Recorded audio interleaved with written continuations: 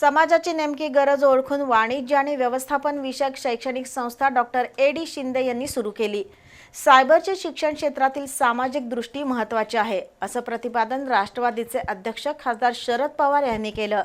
दरम्यान कोल्हापुरातील सायबर संस्थेच्या प्रांगणात उभारलेल्या आनंद भवनचं उद्घाटन खासदार पवार यांच्या हस्ते झालं।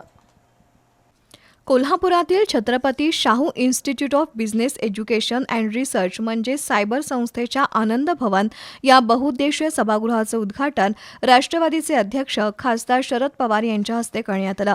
सायबरचे अध्यक्ष डॉक्टर रणजितसिंह शिंदे यांनी संस्थेच्या स्थापनेपासूनचा इतिहास स्पष्ट केला।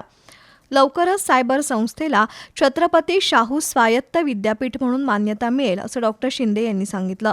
श्रीपतराव शिंदे यांच्यासह सायबरचे संस्थापक डॉक्टर ए.डी. शिंदे यांची शैक्षणिक दृष्टी वेगळी होती।